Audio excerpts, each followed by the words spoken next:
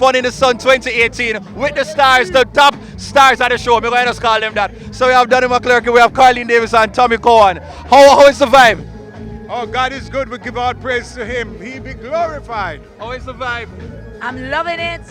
Fun in the sun. Jamaica fun in the sun. One word to describe the experience here. There's no one word. Oh yeah. There's not one word. It's just absolutely what God is calling for in Jamaica. You got about 40, 50,000 people out here praising God.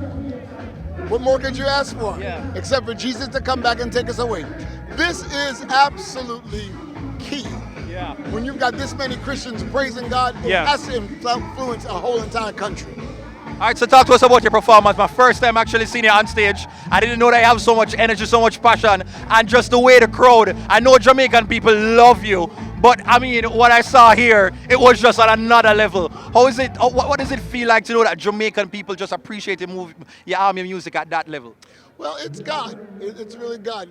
The Bible says in Psalm 115, verse 1, not unto us, O Lord, not unto us, but unto your name we give glory.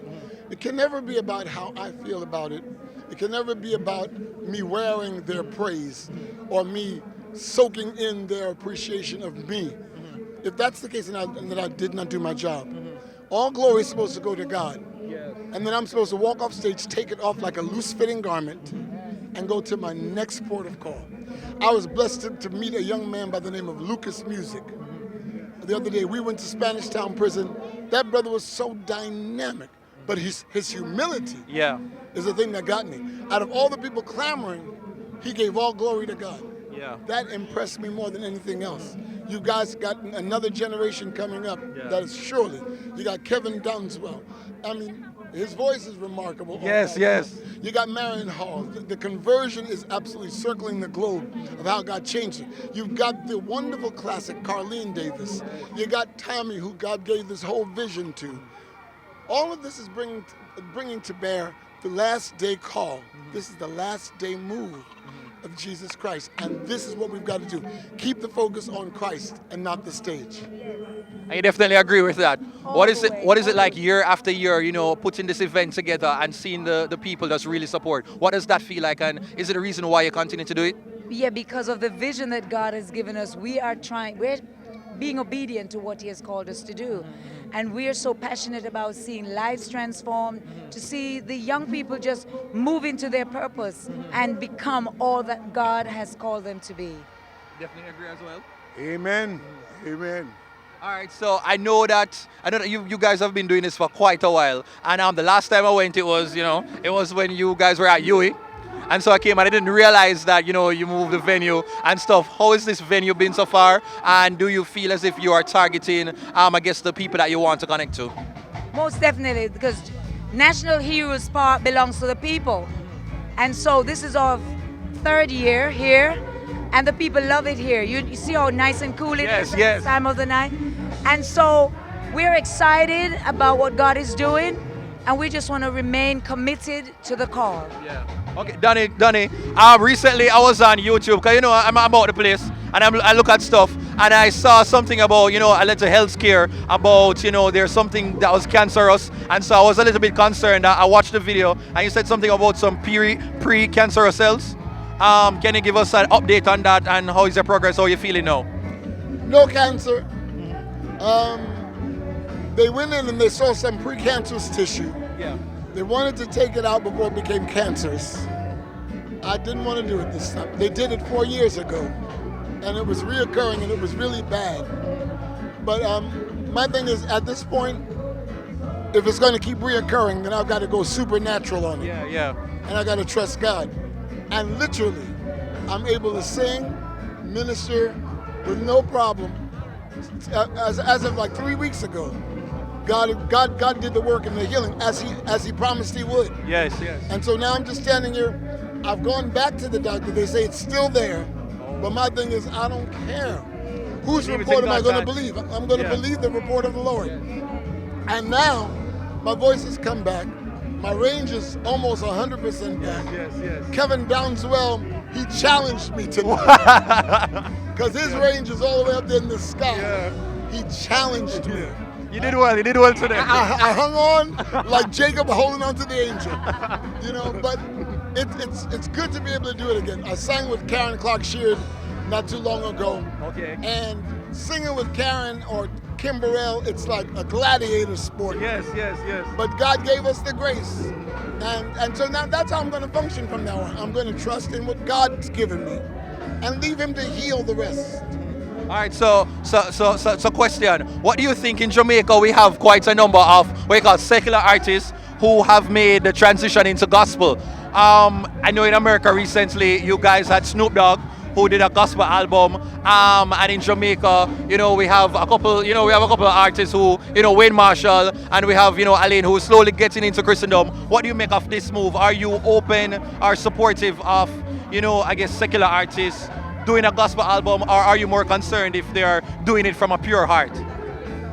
How dare any of us Christians sit back and think that our judgment qualifies or disqualifies someone? Yes. Bible, Jesus made it plain. He said, if these hold their peace, the rocks will cry out. So we're dealing with that now. Yes. We've gotten so commercial in gospel and want so much fame, and we want so much renown that God said, okay, fine. Yeah. I'm going to pull the rocks. Let the rocks cry. And now the rocks are crying out, and then the church is saying, oh, that's a shame. Yes. Oh, not Snoop Dogg. Oh, no, that's... Let me tell you, if God can use someone as foul and fragile as we are and transform us, why can't he do the same with Snoop? Well, he's still smoking. That's for now. Yes. Steve Harvey's still cussing. That's for now. Yeah. But you can't deny that there's been a change in these brothers. There's been a change in these sisters. And if God is doing it, let God take his time. While we that have already been transformed, remember how long it took us and the route that it took us. And if God was patient with us, he'll be patient with Snoop. So I pray with Snoop. I talk to Snoop. Oh, wow. We have conversation, we have Bible studies and stuff like that. Because Snoop is doing what gospel artists really need to be doing. Yeah. He's got 32 tracks on his CD. 32.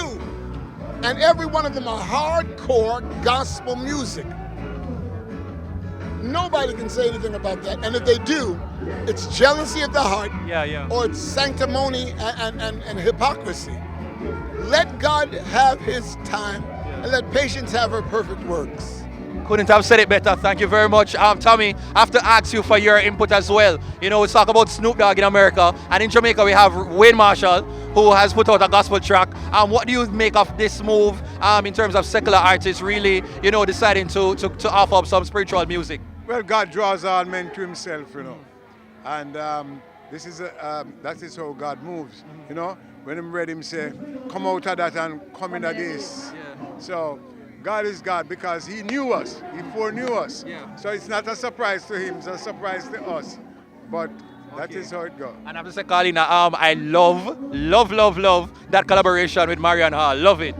Love it myself. How did that come about? You called her? Did she call you? Well, I called her about a particular song called Standing in the Ashes. I had done it many years ago and I wanted to revamp it. Yeah. So she decided she was going to do it.